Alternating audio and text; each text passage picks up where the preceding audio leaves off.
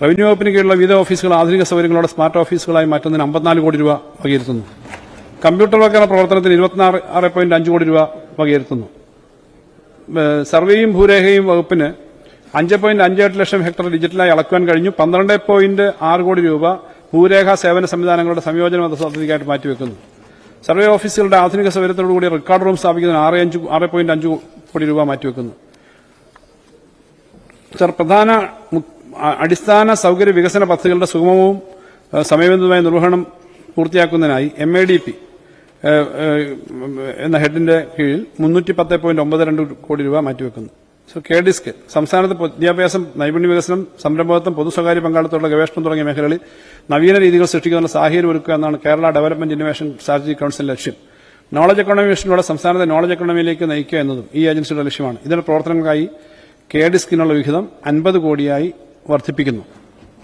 നവകേരളം കർമ്മപദ്ധതി 2, Haritha Keralam, Aardram, life, വിദ്യാകരണം എന്നീ മിഷനുകളുടെ ഉൾപ്പെട്ട നവകേരള കർമ്മപദ്ധതിക്ക് 2 പ്രവർത്തനങ്ങൾക്കായി 9.2 കോടി രൂപ വകയിരുത്തുന്നു. ഹരിത കേരളം മിഷൻ തദ്ദേശ സ്വയംഭരണ സ്ഥാപനങ്ങളുടെയും ബന്ധപ്പെട്ട വകുപ്പുകളുടെയും ഏജൻസികളുടെയും നേതൃത്വത്തിൽ പശ്ചിമഘട്ടത്തിലെ നീർച്ചാലുകൾ വീണ്ടെടുത്ത് നീരൊഴുക്ക് സുഗമമാക്കുന്ന സുരക്ഷിതമാക്കാൻ പശ്ചിമഘട്ട പദ്ധതിക്ക് 3 കോടി രൂപ മാറ്റിവെക്കുന്നു.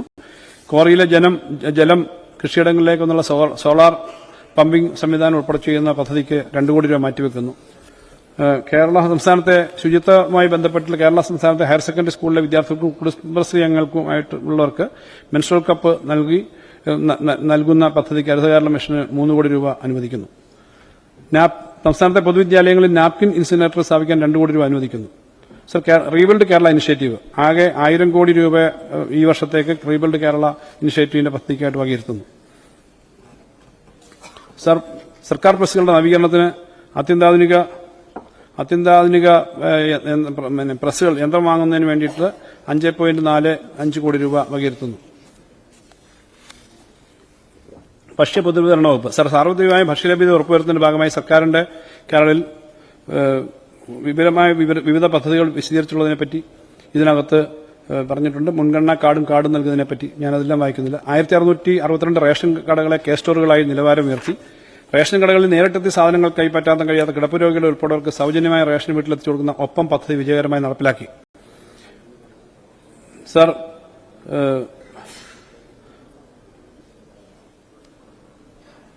വിവിധ പദ്ധതികളായിട്ട് ഉള്ള വിശദാംശങ്ങൾ ഇതിനകത്തുണ്ട്.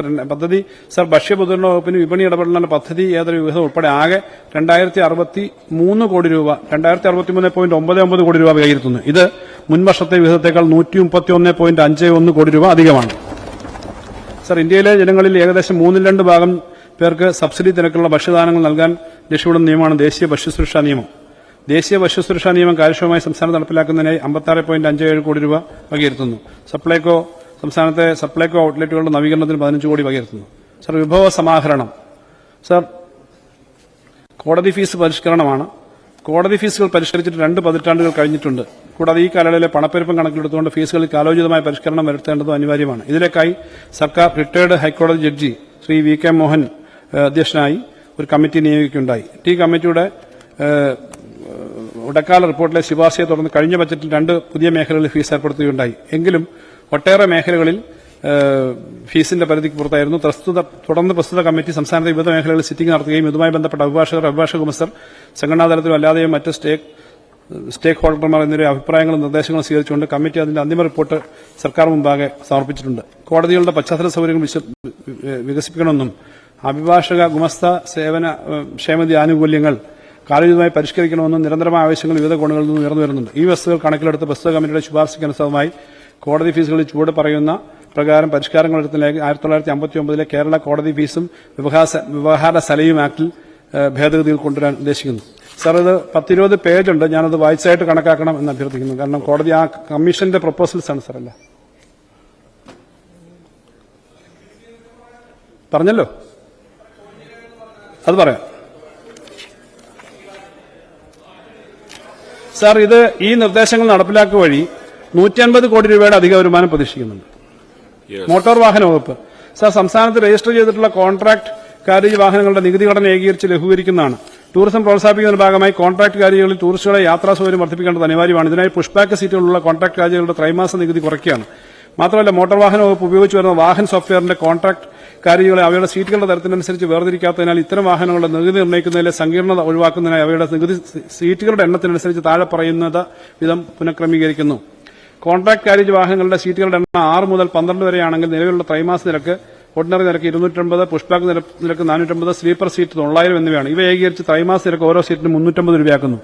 കോൺട്രാക്ട് കാരേജ് വാഹനങ്ങളുടെ സീറ്റുകളുടെ എണ്ണം 13 മുതൽ 20 വരെയാണെങ്കിൽ നിലവിലുള്ള ത്രൈമാസ നിരക്ക് ordinary seat 450, പുഷ്ബാക്ക് seat 650, sleeper seat 1350 എന്നിവയാണ്. ഇവ ഏകീകരിച്ച് ത്രൈമാസ നിരക്ക് ഓരോ യാത്രക്കാരനും 600 രൂപയാക്കുന്നു. കോൺട്രാക്ട് കാരേജ് വാഹനങ്ങളുടെ സീറ്റുകളുടെ എണ്ണം 20 നിന്ന് അധികമാണെങ്കിൽ നിലവിലുള്ള ത്രൈമാസ നിരക്ക് ordinary seat, പുഷ്ബാക്ക് seat ordinary seat 650, പുഷ്ബാക്ക് seat 900, sleeper seat 1800 എന്നിവയാണ്. ഇവ ഏകീകരിച്ച് ത്രൈമാസ നിരക്ക് ഓരോ യാത്രക്കാരനും 900 രൂപയാക്കുന്നു. ഇതുപോലെ തന്നെ സ്ലീപ്പർ ബർത്തുകൾ ഘടിപ്പിച്ച ഹെവി പാസഞ്ചർ വിഭാഗത്തിൽപ്പെട്ട കോൺട്രാക്ട് കാറുകളുടെ ത്രൈമാസ നികുതി ഓരോ ബർത്തിനും നിലവിലുള്ള 1800 രൂപ എന്നത് 1500 രൂപയായി ചുരുക്കി കുറച്ച് നിജപ്പെടുത്തുന്നു. കോൺട്രാക്ട് കാരേജ് വാഹനങ്ങളുടെ നികുതി ഇനത്തിൽ സർക്കാരിന് 292 കോടി രൂപയാണ് വാർഷിക വരുമാനം. ഈ ഏകീകരണത്തിലൂടെ സർക്കാരിന് 15 കോടി രൂപ അധിക വരുമാനം ലഭിക്കും. അന്യ സംസ്ഥാനങ്ങളിൽ രജിസ്റ്റർ ചെയ്ത സ്പെഷ്യൽ പെർമിറ്റ് എടുത്ത് കേരളത്തിലേക്ക് പ്രവേശിക്കുന്ന കോൺട്രാക്ട് കാരേജ് വാഹനങ്ങളുടെ നികുതി നിരക്ക് വാഹന സോഫ്റ്റ്വെയർ കോൺട്രാക്ട് കാരേജുകളുടെ അവയുടെ തരത്തിനനുസരിച്ച് വേർതിരിക്കാത്തതിനാൽ അന്യ സംസ്ഥാനങ്ങളിൽ നിന്ന് മോട്ടോർ വാഹന നിയമത്തിലെ സ്പെഷ്യൽ പെർമിറ്റ് സംസ്ഥാനത്തിൽ പ്രവേശിക്കുന്ന കോൺട്രാക്ട് കാരേജ് വാഹനങ്ങൾ നികുതി നിശ്ചയിക്കുന്നതിന് പ്രായോഗികമായി ബുദ്ധിമുട്ടുണ്ട്. അതിനാൽ ഇത്തരം വാഹനങ്ങളുടെ നികുതി നിർണ്ണയിക്കുന്നതിന് സങ്കീർണത ഒഴിവാക്കുന്നതിനായി ടി വാഹനങ്ങളുടെ നിലവിൽ ത്രൈമാസ നികുതി നിരക്ക് കോൺട്രാക്ട് കാരേജ് വാഹനത്തിലെ ഓർഡിനറി സീറ്റിന് 2200 രൂപയും പുഷ്ബാക്ക് സീറ്റിന് 3000 രൂപയായിരുന്നത് ഏകീകരിച്ച് ത്രൈമാസ നിരക്ക് 2500 രൂപയാക്കുന്നു. കോൺട്രാക്ട് കാരേജ് വാഹനങ്ങളിലെ യാത്രക്കാരുടെ എണ്ണം സ്ലീപ്പർ ബർത്തിന് നിലവിലുള്ള ത്രൈമാസ നിരക്ക് അനുസരിച്ച് ഓരോ ബർത്തിനും 4000 രൂപ എന്നുള്ളത് 4000 രൂപ തന്നെ നിലനിർത്തുന്നു. അന്യ സംസ്ഥാനത്തിൽ നിന്നും കേരളത്തിലേക്ക് പ്രവേശിക്കുന്ന കോൺട്രാക്ട് കാരേജ് വാഹനങ്ങളുടെ നികുതി സർക്കാരിന് 10 കോടി രൂപയാണ് വാർഷിക വരുമാനം. പ്രസ്തുത ഏകീകരണത്തിലോട് 1 കോടി രൂപയുടെ അധിക വരുമാനം ഉണ്ടാവും. ഓൺലൈൻ വഴി നികുതി അടയ്ക്കുമ്പോൾ ഈ ഉണ്ടാകുന്ന വെട്ടിപ്പ് തടയാൻ സഹായിക്കുന്നതാണ്. സ്റ്റേജ് കാരേജുകളുടെ നികുതി കുറയ്ക്കുന്നത് സർ, പൊതുഗതാഗതം പ്രോത്സാഹിപ്പിക്കേണ്ട ഏതൊരു ജനാധിപത്യ സർക്കാരിന്റെയും കടമയാണ്. അതുകൊണ്ട് തന്നെ കൂടുതൽ യാത്രാ ബസ്സുകൾ നിരത്തിലിറക്കുന്നത് ബസ് ഓപ്പറേറ്റർമാരെ പ്രേരിപ്പിക്കുന്നതിനായി സ്റ്റേജ് കാരേജ് വാഹനങ്ങളുടെ ത്രൈമാസ നികുതിയിൽ 10% ഇളവ് അനുവദിക്കുന്നതാണ്.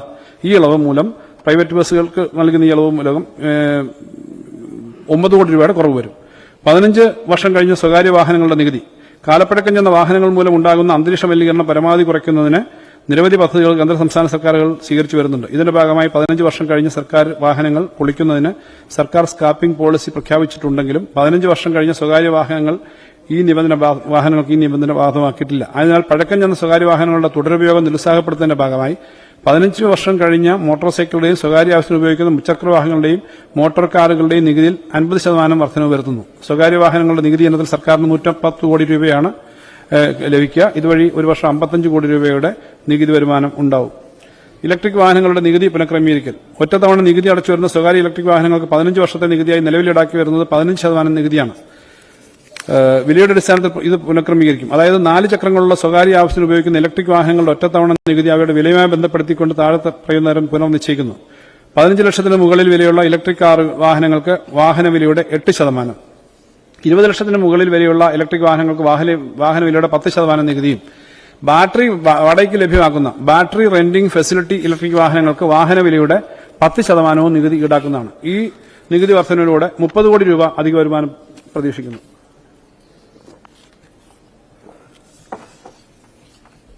സ്റ്റേറ്റ് GST സർ, 50,000 രൂപയിൽ താഴെയുള്ള 20,000-ഓളം ചെറുകിട അരിയറകൾ ഒഴിവാക്കിയും ഖജനാവിലേക്ക് മുൻ ആംനസ്റ്റിയേക്കാൾ അധികം തുക ലഭ്യമാക്കിയും ആംനസ്റ്റി 2024 ചെറുകിട വ്യാപാരികൾക്ക് പ്രത്യേകിച്ചും കേരള വ്യാപാരി സമൂഹത്തിന് പൊതുവെയും പുതിയ ഉണർവ് നൽകി. എന്നാൽ ആംനസ്റ്റി 24ന്റെ ഉയർന്ന സ്ലാബിലുണ്ടായിരുന്ന ഇളവിന്റെ നിരക്ക് കൂടുതൽ ആകർഷമാക്കണമെന്ന ആവശ്യം വ്യാപാര സമൂഹത്തിൽ നിന്ന് ഉയർന്നിട്ടുണ്ട്.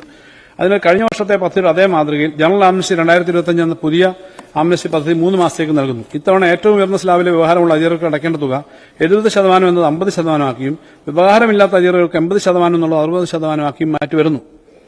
സർ, ബാർ ഹോട്ടലുകൾക്ക് 2005, 2006 മുതൽ 2017, 18 വരെയുള്ള കുടിശ്ശികൾ തീർക്കാനായി 2019 ബജറ്റിൽ ആംനസ്റ്റി പ്രഖ്യാപിച്ചിരുന്നു. 2020 ബജറ്റിലും സമാനമായ ആംനസ്റ്റി ഉണ്ടായിരുന്നു. ഇതിന് തുടർച്ചയായി കൊണ്ടുവന്ന 21 ആംനസ്റ്റിയിൽ ചേരുന്നതിന് കോവിഡും അനുബന്ധ കാരണങ്ങളും സാധ്യമായില്ല എന്ന അഭിപ്രായം ഉയർന്നിട്ടുണ്ട്. ആയതിനാൽ കോവിഡ് കാലഘട്ടം തുടങ്ങുന്ന 2020-21 വർഷം വരെയുള്ള ബാർ ഹോട്ടലുകളുടെ എല്ലാ കുടിശ്ശികളും തീർപ്പാക്കാനായി മുൻകാലങ്ങളിലുള്ള ആംനസ്റ്റി പദ്ധതികളുടെ ഭാഗമായിട്ടുള്ള ഇളവുകളുടെ തുടർച്ച എന്നതിൽ പൂർണ്ണമായി നികുതി കുടിശ്ശികയും പലിശയുടെ 50% അടച്ചാൽ ബാക്കി പലിശയും പിഴയും ഒഴിവാക്കുന്നതിലേക്ക് 3 മാസത്തേക്ക് കൂടി സമയം നൽകുന്നു. പ്രകൃതി ദുരന്തങ്ങൾ കാരണം സംസ്ഥാനത്തിന് ആവശ്യമായി വന്ന അധിക വിഭാഗങ്ങൾ നടത്താൻ 2019 GST ബാധകമായ സപ്ലൈകളുടെ മേൽ 1% ഫ്ലഡ് സെസ് ഏർപ്പെടുത്തിയിരുന്നു. എന്നാൽ GST കൌൺസിൽ തന്നെ 2019-20 കാലഘട്ടം വരെയുള്ള GST നോട്ടീസുകൾ പിഴയും പലിശയും ഒഴിവാക്കി നൽകിയിട്ടുണ്ട്. ഈ സാഹചര്യത്തിൽ 2021 ജൂലൈ വരെയുള്ള ഫ്ലഡ് സെസ് ഇനി ആരെങ്കിലും അടയ്ക്കാൻ ബാക്കിയുണ്ടെങ്കിൽ അവർക്ക് പിഴയും പലിശയുമില്ലാതെ ഫ്ലഡ് സെസ് ആംനസ്റ്റി 2025 പ്രഖ്യാപിക്കുന്നു. സർ, 2022 ഡിസംബർ മുതൽ ഡിസ്റ്റിലറികളുടെ ടേൺ ഓവർ ടാക്സ് ഒഴിവാക്കിയിട്ടുണ്ട്. എന്നാൽ 2022 ജൂൺ മുതൽ 22 ഡിസംബർ വരെയുള്ള കാലഘട്ടത്തിലെ ടേൺ ഓവർ ടാക്സ് ഒഴിവാക്കപ്പെട്ടിട്ടില്ലാത്തതിനാൽ അതിന്റെ കുടിശ്ശിക നിൽക്കുന്നുണ്ട്. ഇവ തീർപ്പാക്കാനായി ഡിസ്റ്റിലറി അറിയർ സെറ്റിൽമെന്റ് സ്കീം 2025 പ്രഖ്യാപിക്കുന്നു. ഈ പദ്ധതിയിൽ ഇക്കാലയളവിലെ ടേൺ ഓവർ ടാക്സ് കുടിശ്ശിക പൂർണ്ണമായി അടച്ചാൽ പിഴ, പലിശ